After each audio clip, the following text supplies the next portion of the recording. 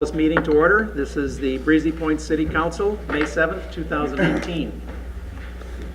First order of business is pledge allegiance.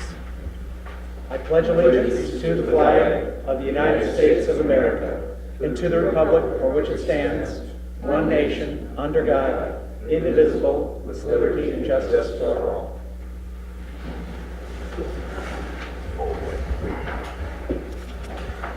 all. Before we get started on the consent calendar, I do have a couple additions to the agenda tonight.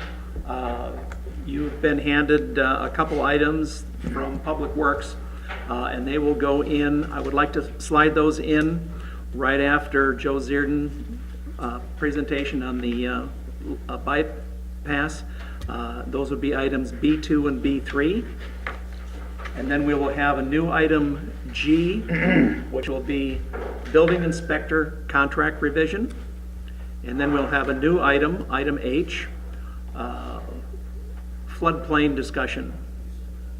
Can I have a motion to approve the additions of those items to the agenda?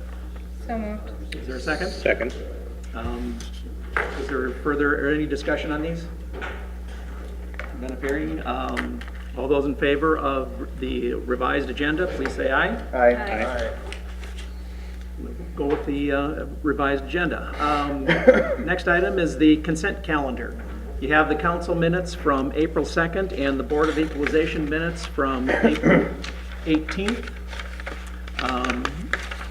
And you also have the approval of claims totaling $59,826.38, which will include electronic checks 2051E through 2053E and 2060E, and paper checks 134250 through 134326. Is there anything that anybody would like to take off the consent calendar and discuss separately? Councilman Maroney? No. Councilman Mitchell? No. No, sir. All those in favor of the consent calendar, please say aye. Aye. Consent calendar is approved. Next item of business is a presentation about the North Star request. Oh, I'm sorry. Open forum. Next item of business is the open forum. Those people wishing to bring anything before the city council may do so at this time. Please step to the microphone, state your name and address, and address the council. Pam Lillahide, 29828 Lakeshore Drive in Breezy Point. I want to give a huge thank you to Breezy Point's police officers. They attended airport days last Saturday, mingling with the kids and the parents, being a positive presence. Then today at Eagle View Elementary, Officer Eli Dwyer gave an interactive presentation on safety. And are you aware that calling 911 on a landline is different from calling 911 on your cell phone? So he explained that. So thanks to Officer Dwyer, the students were given important tools to handle emergency situations. Again, thanks to all the Breezy Point police officers. Thank you. Anybody else for open forum? Okay, none appearing. The open forum is closed. Next, we'll have the presentation from Jason Murray of Dave and Drown Associates, associated with the North Star request and the assistance that he's providing. Thank you. Good evening, Mayor and Council. We're back to talk tax increment financing here tonight and possibly start the process. You have several documents in your packet addressing this issue. I'd like to start first with just again a refresher on what we're potentially starting the process tonight with. We're looking at doing an economic development TIF district. It would be TIF district 1-5 for the city. Again, an economic development TIF district has to have jobs, tax base, has to be an economic benefit to the city. And in this case, since it's a commercial development, if you recall from our presentation about a month ago, we have to meet two standards. We have to be 10 miles or more from Brainerd to a population of 10,000 or greater. And we have to stand at a 15,000 square foot threshold. And with this development phase one, we can certainly meet those two parameters. So In a really quick, brief summary, again, it's an economic development TIF district, and we'll start that process potentially tonight to build towards that public hearing. Once we, at the public hearing, we'll disclose the TIF plan and a lot of the terms and parameters around the use of tax increment with White Birch Inc., or the developer for the site. There is a schedule. This gets, if you recall from the presentation, it's a lengthy process. It's very spelled out in law what we have to do to follow the process in establishing a tax increment financing. Tonight, potentially the council is setting that public hearing. We're proposing that public hearing to be Thursday, June 14th at 7 p.m. to debate the merits of establishing that TIF of the tax increment financing district. There's a couple parameters in between. I'll just point out, first and foremost, we do have to have Planning Commission put their stamp of approval on it from the standpoint of meeting your comprehensive plan. I see your official zoning map behind the council there.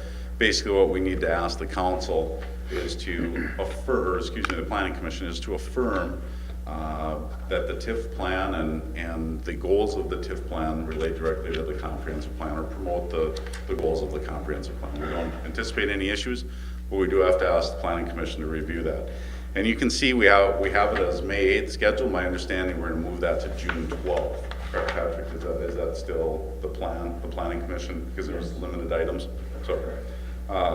So June 12th, that action will take place, and we'll amend that. This Friday, the plan has to be sent out to the county and school district to meet that 30-day window, to give them 30 days to review it and provide comment back to the city on the use of the tax increment. Again, the county or school district can't stop it, but they're given the right to comment on the plan. Potentially for Thursday, June 14th, we're going to have 2 public hearings. Tonight's action, we're going to be requesting council to hold 2 public hearings. One being specifically on the tax increment financing plan, its goals, its objectives, and potentially the terms that will be extended to the developer upon the use of TIF.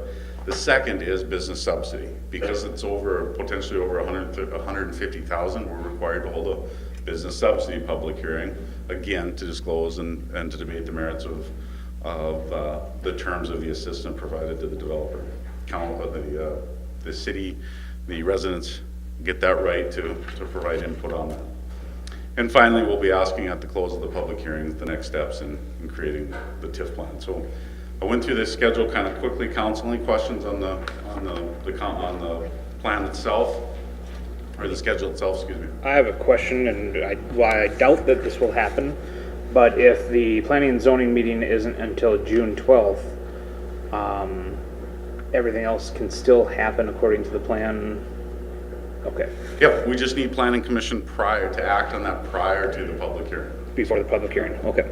And essentially, there's not a lot that they look at other than it essentially meets the comprehensive plan. Yep, parameters of the further promotes and meets the goals established in the comprehensive plan and the zoning for the state. Okay. Okay.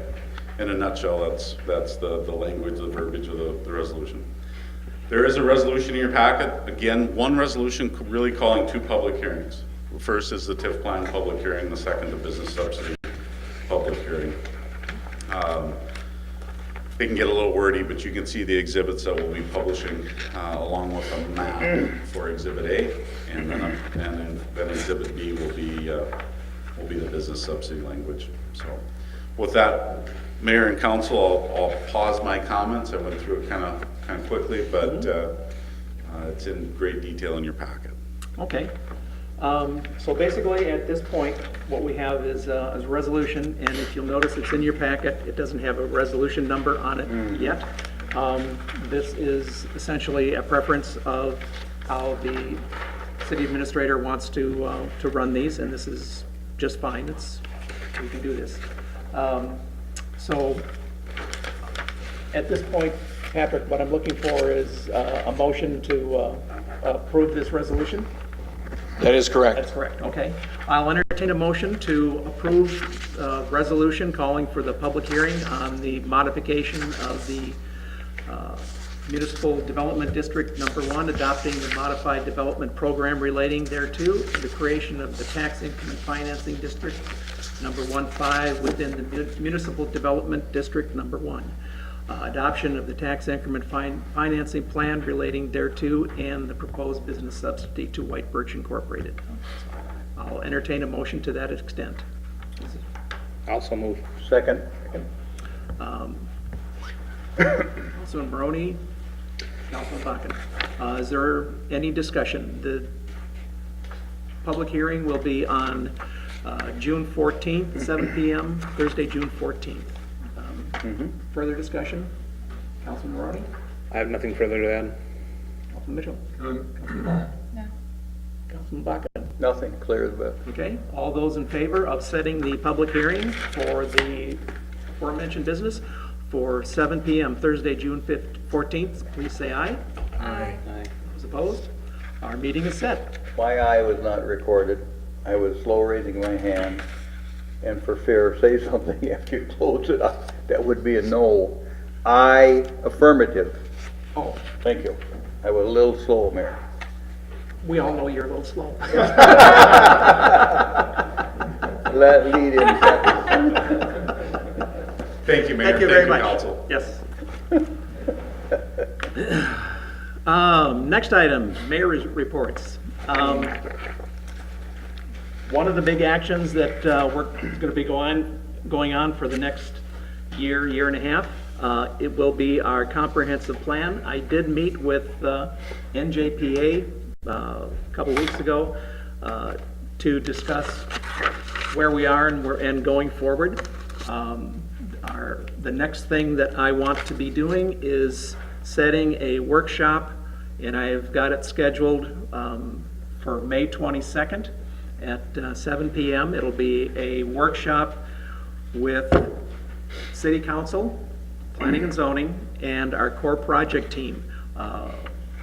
Basically, a year ago, we got together with all of with the council, planning and zoning, and the commissions and committees to discuss kind of the outline as to where we're going to be going. And I do need to have the core project team members from each one of those areas that we talked about last April, or a year ago April. So, and that's meeting will be held, and NJPA will be there just basically observing, and at that time we will be putting together the final timelines, the resource commitments that we're going to be having, and introducing the consultants, the staff and council, park and cemetery, public works people to get started on drafting and coordinating the update. So I will be sending out emails to the heads of each one of these groups, and getting the name and the commitments to get this started. Councilmember Rebecca Ball will be the project manager on this. She will be leading pretty much all of the meetings and be marshaling this through with our completion expected in December of 2019. So we got a lot of work ahead of us. This is we have a lot of time to get it done, and so I think we can meet this schedule, and we can have a good updated comprehensive plan. Next thing is I did attend the mayor's meeting in Perham last weekend, and it was a very interesting meeting. It's a meeting of, I think there are probably 80 or 90 mayors from throughout Minnesota there. The title, or the focus of the meeting was to be looking at the differences and issues associated with urban and small towns, okay, how we interact each other. I did attend a roundtable on issues associated with small towns. We did have a main topic talking about emergency responses That was a very good presentation from the basically the head of security for the Metatawakan Sioux organization at Prior Lake. And then I'd like to specifically give a shout out and congratulations to specifically to Cliff Muller on the airport days that we just had this last Saturday. It was fantastic. We had 866 meals served, 1,000 bottles of pop in beverage, and 67 planes came in, which was a really good number, and 82 cars showed up for the car show. I didn't really do a head count, but I would say there was darn close to 2,000 people there. It was, and of course, this is Cliff, because he schedules a perfect day, every time we've had one of these. But it was, I had a lot of comments on how well run it was. I had a lot of comments on how absolutely family friendly this event was. There was North Memorial Ambulance there. The fire truck was there from Pequot. Our police had a presence there walking around, and I mean, there was just no issues. It was a really fun family organized event. And I'll have to say, thank you, Cliff, because Cliff really did it. And we're looking forward to the 5th. May 4th next year. May 4th next year. Could I add something? to Yes, that? absolutely. Costco contributed all the food at no expense to the airport for that get-together, and I think that should be Yes. noted. Well, just the fact that, well, Costco, I just forgot to mention that, but yes, Costco supplied all the food. North Memorial bringing in their ambulance. All these, 67 pilots flying in here, for $100 brat. Basically what it works out to is that flying those planes in is not cheap. But they're doing that just to support, basically to support the airport days, And it was a wonderful, wonderful day that was had by all. Yeah, Cliff worked hard on that. I had to go over about twice a week and settle him down. He was so wound up, he was floating around. He Appreciate the city itself also. sure worked hard on it. And that's basically all I have. Council members, I'll start with you, Councilman Box. Please. Well, you already elaborated well on the aviation event. Just a little insider trading information here. This is not guaranteed, but Cliff has confided in me Saturday that next year's, as the mayor says, is going to be even better, and as he attested to. But there's some pretty good things in the work for a main attraction, and you know what I'm talking about, Cliff. I can't release that at this time, because if it doesn't work, then everybody's disappointed, but it's really going to put us on the map, along with the astronaut for the last 2 years, Cliff, he's been there? Yes. I forget the gentleman's name, but he's so gracious. Thank you. The astronaut, and that doesn't happen in most communities. The only thing I have, well, we're going to talk about the tax forfeited lots, and that's the mayor's business. Other than that, the pier, fishing pier. Been several comments made about it's not being used, and I guess for the most part, because I go by it often, it probably isn't. But I had occasion Saturday past, and I took a picture of it, Kathy, and I still got it on my iPhone. I wanted to show that to you, and I was going to bring it in tonight, of a Korean veteran in a wheelchair sitting at the where you go out onto the pier, and his grandson helping him, and his granddaughter there. He couldn't get up, and I stopped. In fact, I turned around and went back a week ago Saturday, and went back and talked with him. Beautiful morning. The sun was rising, and he was getting ready to go fishing. He couldn't hardly tie that minnow onto that string. And I got out of the car and walked up and introduced myself. Gary, live out here, blah, blah, blah. And he has a timeshare here and has for years, but can't drive anymore. And he was so excited about going on that fishing pier. That made it worth every nickel that I know went into it. And secondly, they're catching crappies there, and they have been for the last 3 years, unbeknownst to me, and nice ones. And there's some caught today, and I saw the guy cleaning them across the street. So just wanted to, it's working and it's serving its purpose. That is all. Okay. Councilmember Ball. I have nothing to report. Member Mitchell. Yeah, the Heartland Cable Scholarship Committee met. They approved 5 scholarships to young students. 3 went to Breezy, or to Pequot Lake students, $1,500 each. 2 went to Breezy Point students, one for $1,500 and the other for $2,000. And I just think it's neat that they do that. And if anybody wants to know the names, I do have them with the students here. Anything else? That's it. Council. Nothing further to add. Okay.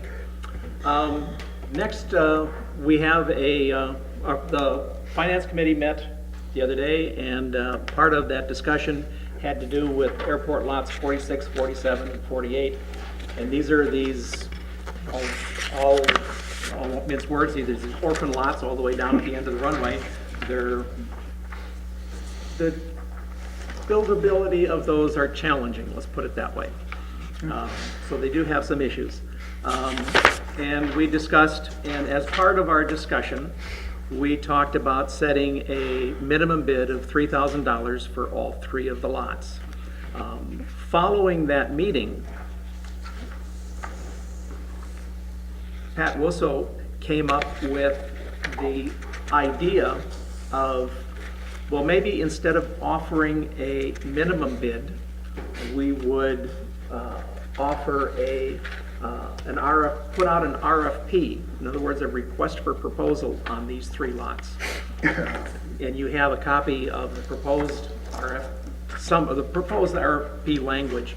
This isn't the final RFP, but the proposed language, where we would ask for the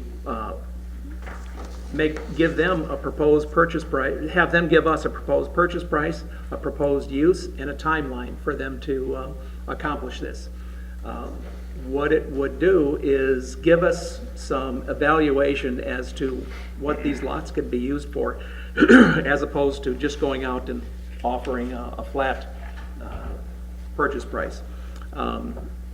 So at this point, I would like to get basically a proposal from the council as to which way do we want to proceed.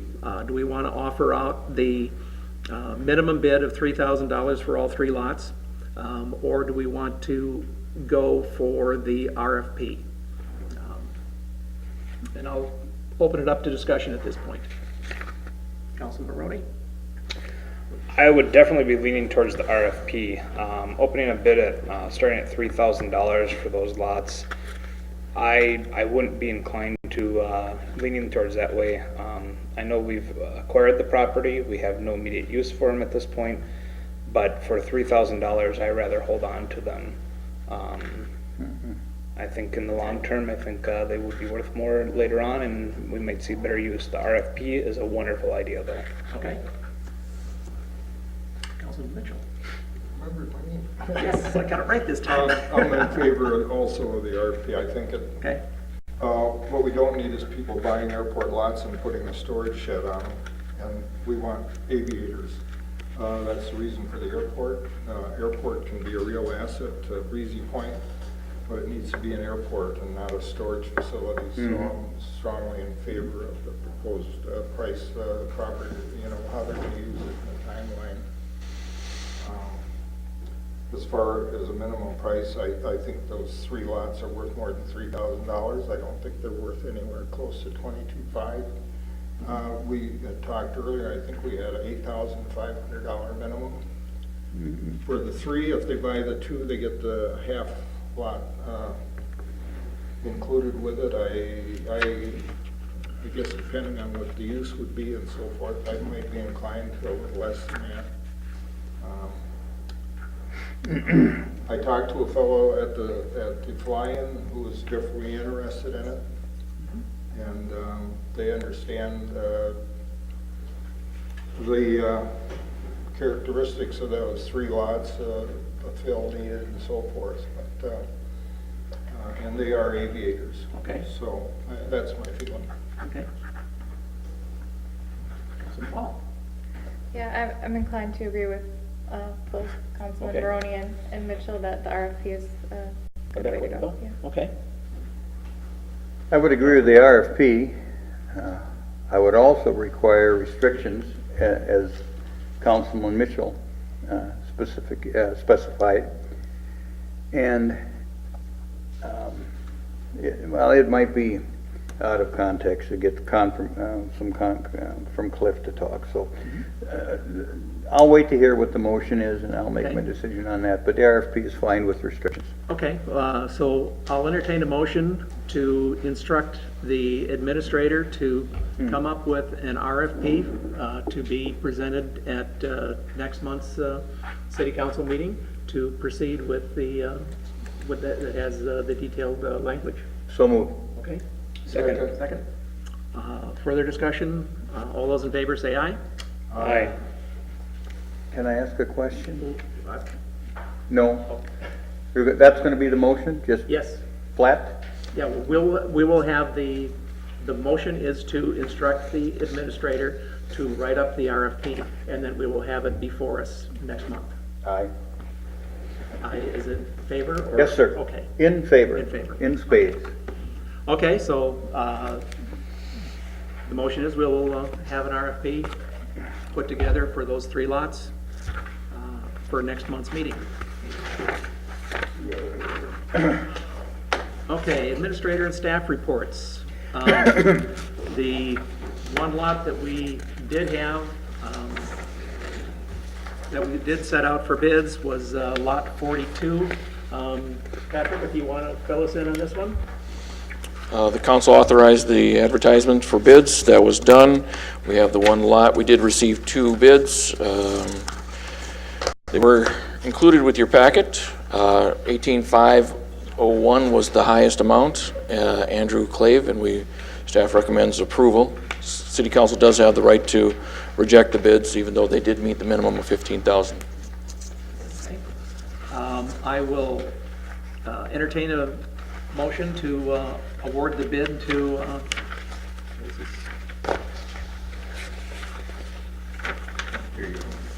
Oh, there was to Andrew Covey for $18,501. So moved. Second. Second. Discussion? Okay. All those- Yeah, Yes. I do. This, a couple that made that bid are aviation people, Yes. and they're both pilots, husband and wife, and I think it's really good. Okay. Further discussion? All No. those in favor? Aye. Aye. The bid is awarded to Andrew Covey. Next item, our number 1 lift station, which is the one that is the final lift station just before it enters into the to our sewage treatment plant, had a problem a while back, and one of the solutions to the problem was that we would install a bypass system. The problem that we ran into was both pumps had failed in the lift station, causing backup and flooding.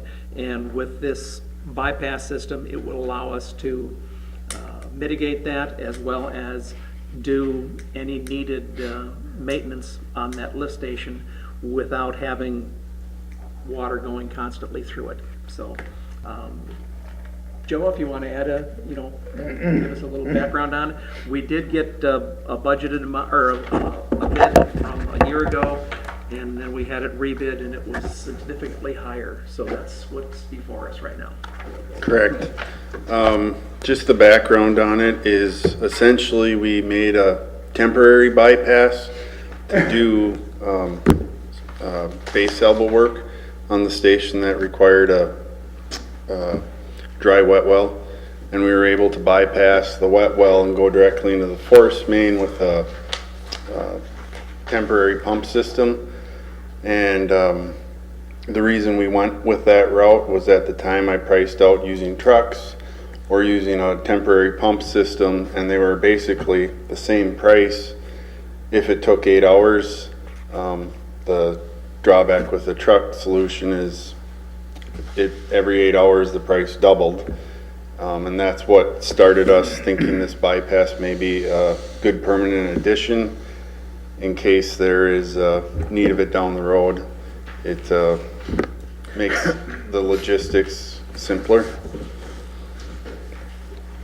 And as far as the prices, it's kind of it's not a cut and dry type of system. It's more individual, specialized. That's where our initial budget was. We took a ballpark estimate, and our first estimate was a very narrow. I think we gave them a 1 month time frame, and we thought that may have impacted the bids, but obviously I don't think it did. And so that's why we rebid this season. We were hoping to get better, but it didn't work out that way. Okay, so the request here is to approve the expenditure of $76,500 to D. Chantel Excavating, which is essentially $26,000 over our budgeted amount. Okay. So I'll entertain a motion to contract with D. Chantel Excavating to complete the bypass at a cost of $76,500, which is $26,500 over and above our budgeted amount. And one further thing, Joe, is we do have the money available? Yes. Okay. Is there, You want a motion? I want a motion. I'll make a motion. That's okay. Is there a second? I'll second. Okay. Discussion. Councilman Maroney? Joe, how imperative is it that we get it done this year? Is there a large risk factor?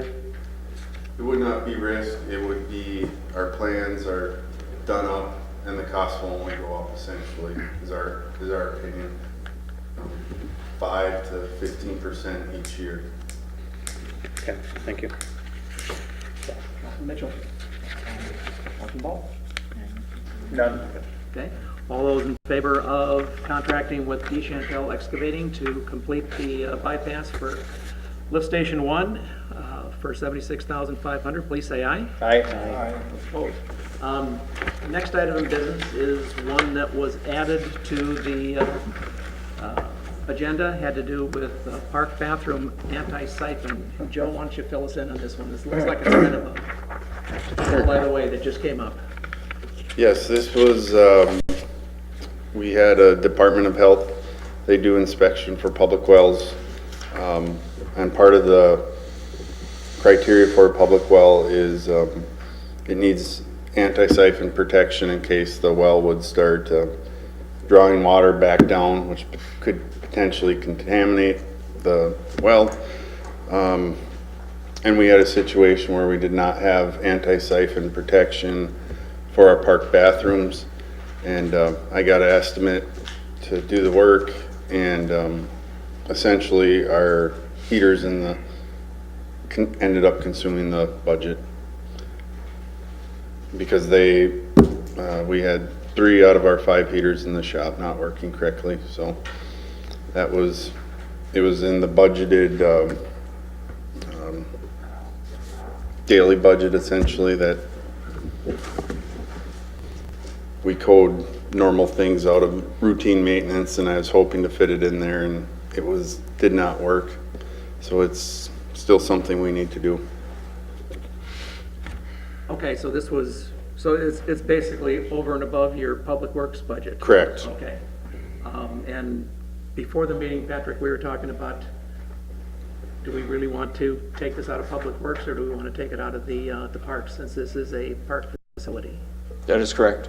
Okay, so it would be coming out of the $1,500 would be coming out of the parks budget, because this is basically repair to the park facility itself. If I can just ask one quick question, so this is like an anti-siphon valve that goes right on top of the well, or is it an anti-siphon pump? They have different types. It's a valve that goes on the water line to where it's servicing a public, like, Okay. for this building, it'd be on the side of the maintenance building is where the water line comes out of and then it goes out to the park bathroom. So the anti-siphon valve would be inside the building, right at that connection, Okay. in case, so the water couldn't backfeed. Backflow. Yeah, Okay, from so that it's point. basically, because that building gets fed from this building, correct? The park bathroom gets fed from the shop building. Gets fed from the shop, so the anti-siphon valve would have to go in the shop that Takes care of the feeds park line bathroom, for the yes. bathroom. Okay. And that is the main reason why it's required, is because of, by servicing the park bathroom, all of a sudden it's a public well. Correct, yep, I understand. Okay. So I'll entertain a motion to install the anti-siphon valve for $1,500, and the money will be coming from the parks budget. So move. Ask you a question. Yes. Well, it's The alternative is to shut the water off, right? That is not an alternative. There's not much of that. Right. I'll make that motion. Okay, we'll make a motion, is there a second?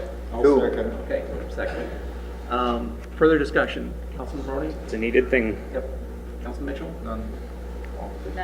None. All those in favor of installing the anti-siphon valve, please say aye. Aye. Next item is a kind of a similar item. This is the Noxie site where the old supper club used to be, that is now a vacant lot. There is a well on that property, and that well had been damaged. Somebody backed into it evidently and bent it. And so this request is, and this is basically an issue that has never been even budgeted at all. So the issue has to do with either replacing or abandoning the well. And I think the decision is to, we'll repair the well, and it'll cost anywhere between $1,250 and $1,500, assuming everything works out. So the decision has been made to repair the well, because we could use that for future use depending on what we want to use that site for. So I'll entertain a motion to repair the well at the old Noxie site for cost not exceeding $1,500. So moved. Second. Discussion, Councilman Roney? Is this again coming out of parks or just general fund as it stands? General fund on this one. Councilman Mitchell? Councilman Bakken? None. All those in favor of repairing the well at the Noxie site, say aye. Aye. Next item is hazard mitigation plan. Chief, I'll let you, I looked at this, and I'll let you.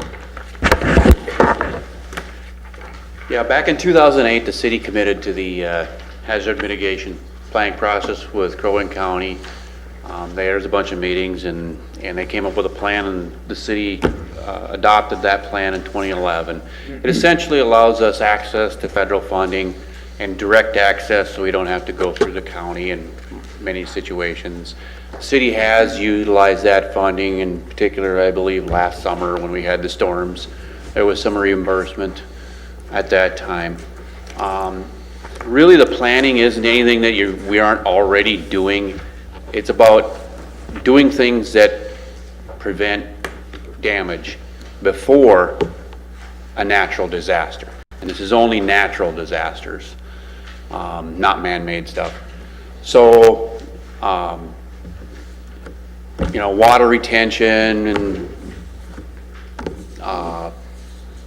flood planning and all this kind of stuff, and that we're already doing is in the plan. That being said, the city doesn't commit to any costs. It's just, we're looking at these items as potential. It's kind of like comp plan. And, you know, those are our goals, but you're not committed to anything in specific. The one thing I did request to be added in this update was the severe storm shelter. And there's additional information in there. I don't know if any of you looked at that. After the Wadena tornado, they put up that gym. Almost $1 million they got for that project. We do, you know, obviously it's up to the city what you folks would like to have, but we do have a large population of people with patio homes, campers.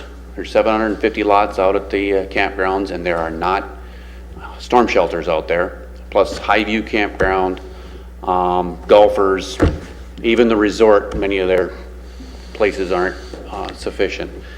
So I threw that in there as an option. Like you say, there's no commitment, but if it's not in the plan, then you can't apply for the money. Okay, so basically what the resolution is doing is we're adopting the county plan. And is that as amended with your talking about the hazard mitigation? Yeah, that's included in the plan. It's already in there. That's already in the plan. Okay. So you have a copy of resolution 18 blank that will be filled out when we finish this. To adopt the Crow Wing County All Hazard Mitigation Plan. Entertain a motion to adopt the Crow Wing County All Hazard Mitigation Plan. So moved. Second. Second.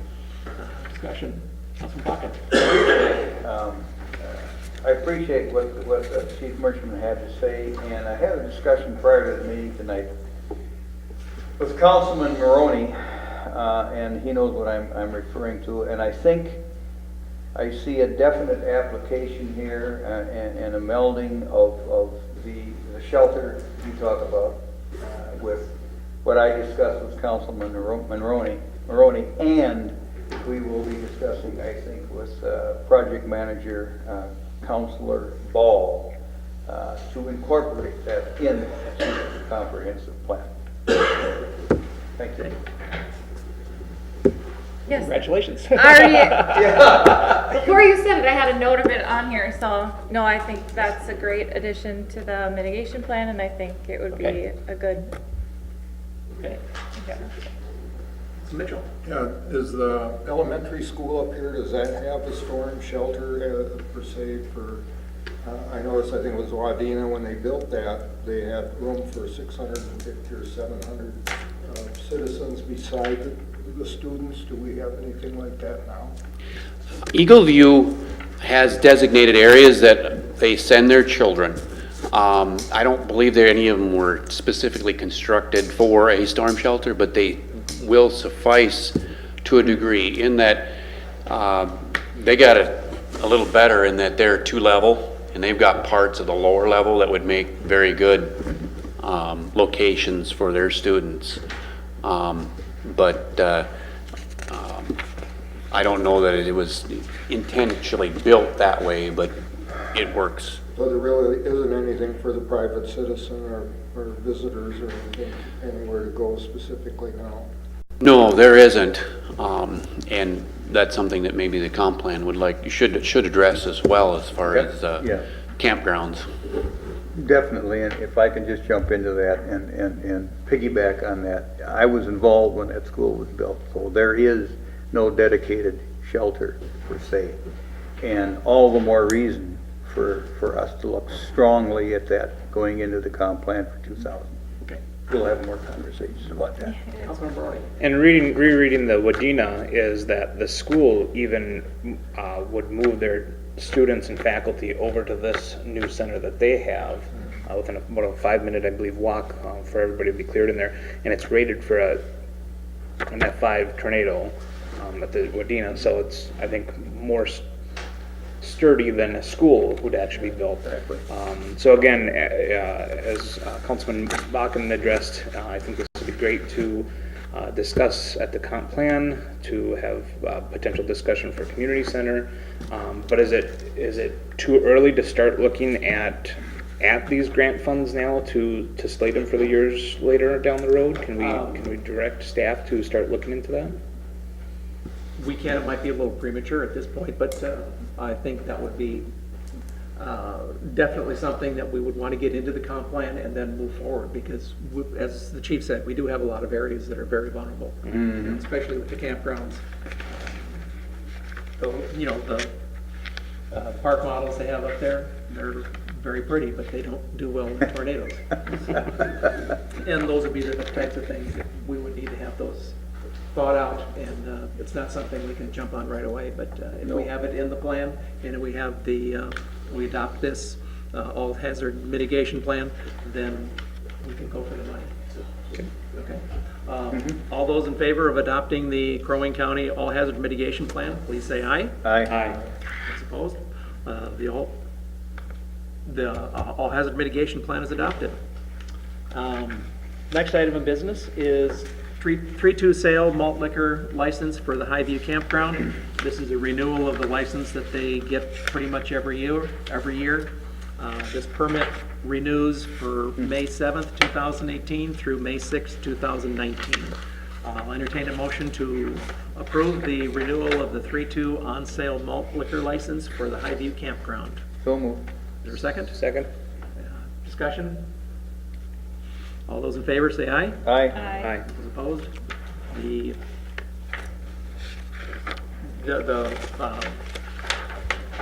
The on-sale liquor license is approved. Preliminary plot, North Star Center. What we have before us is the preliminary and final plot, or the preliminary? Preliminary and final plat, sir. Yep, preliminary and final plot of the North Star Center. Pat, why don't you fill us in on this one? Sure. The Planning Commission reviewed the preliminary and final plat application for the North Star Center as submitted by White Birch, Inc. It's noted that the applicant has complied with all of the city requirements, and that's why it was being proposed as a simple preliminary and final at the same time. You can see the outlots, the different lots, very simple process and design. Okay. I'll entertain a motion to approve the preliminary and final plots of the North Star Center. So moved. Is there a second? Second. Discussion. Councilman Maloney? No. Councilman Bishop? Councilman None. Paul? All those in favor of approving the North Star preliminary and final plots, please say aye. Aye. Aye.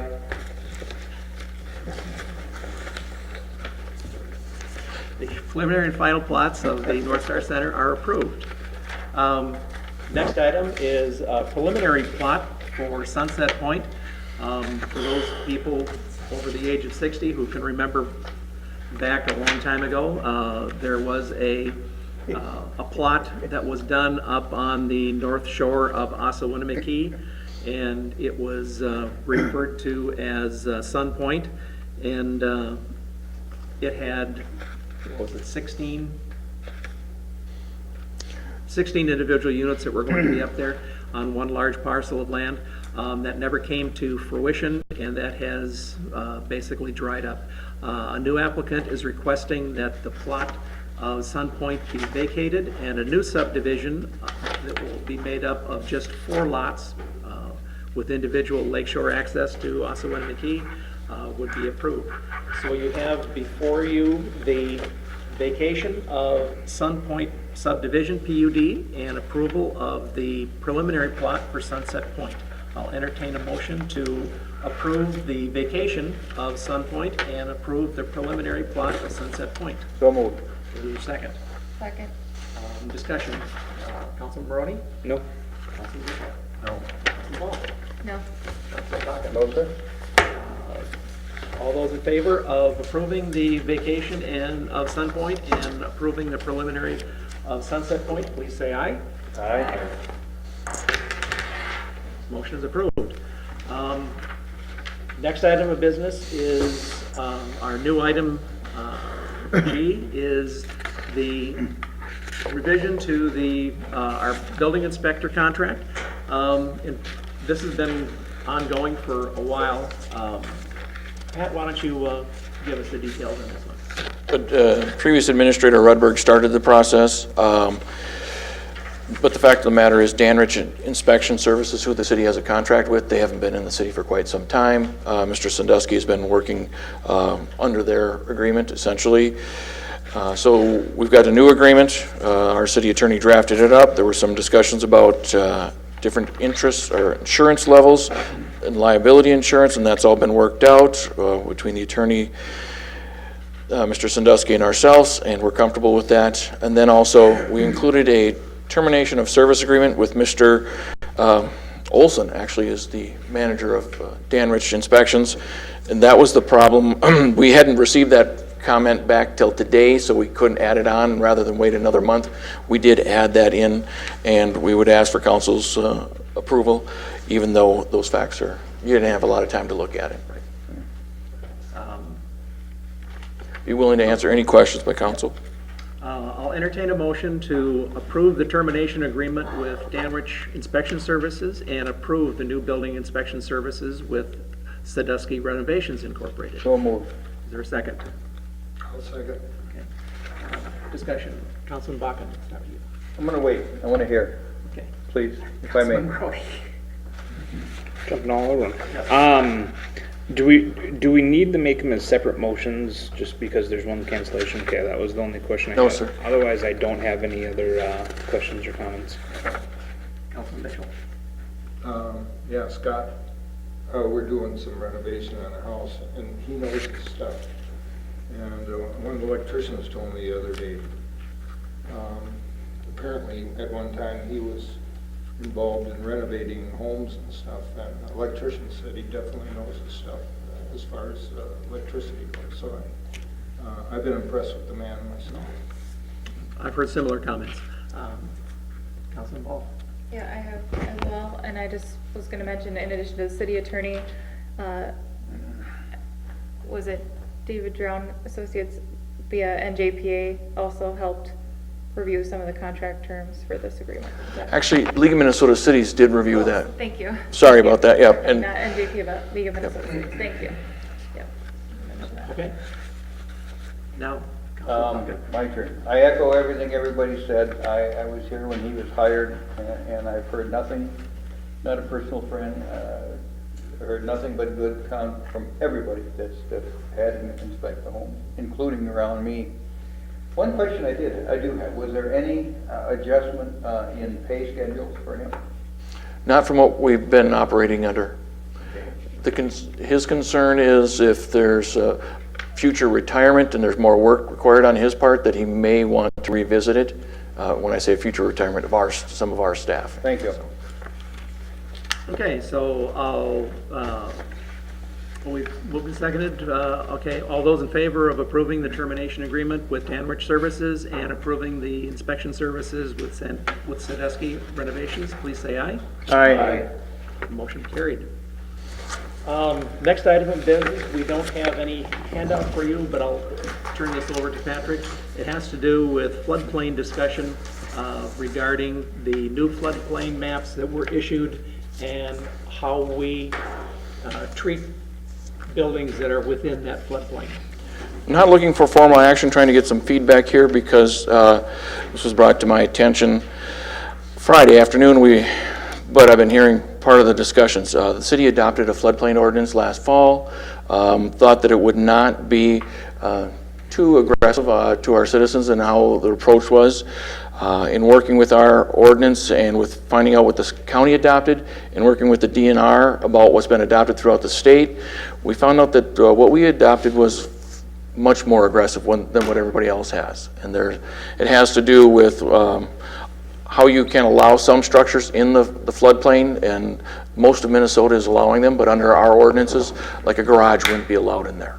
But in other cities, some of our neighboring cities even, townships, they would be allowed. And I can go into great detail about this, but what we wanted to do was not swim upstream type situation. We want to go with the flow, make sure the council's aware of what the planning commission is doing and looking at a revision. We will come into much more greater detail on why we're looking at these revisions, but I will tell you that not only are we working with the county, we're working with an individual at the DNR who sent us over a draft ordinance, and he says, yeah, you guys are a little bit tough, and hearing that from the DNR is hard to swallow. Fact of the matter is, if they're recommending just to be a little bit more lenient, I think that's something we need to look into. We want to make you aware of it. Unless you guys raise some red flags, we're going to proceed with that process. Ultimately, you still have the final decision.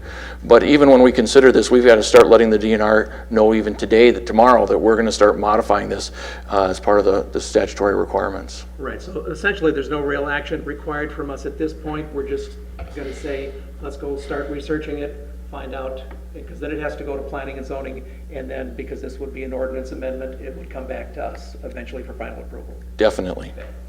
So there's no action required on our part at this time, other than we just need to be aware of it. So if anybody have any, let's open it up to comments, questions. No comments, nothing. Okay, so we will proceed. We have action. We have action. Anything else? Our meeting is adjourned. Thank you very much.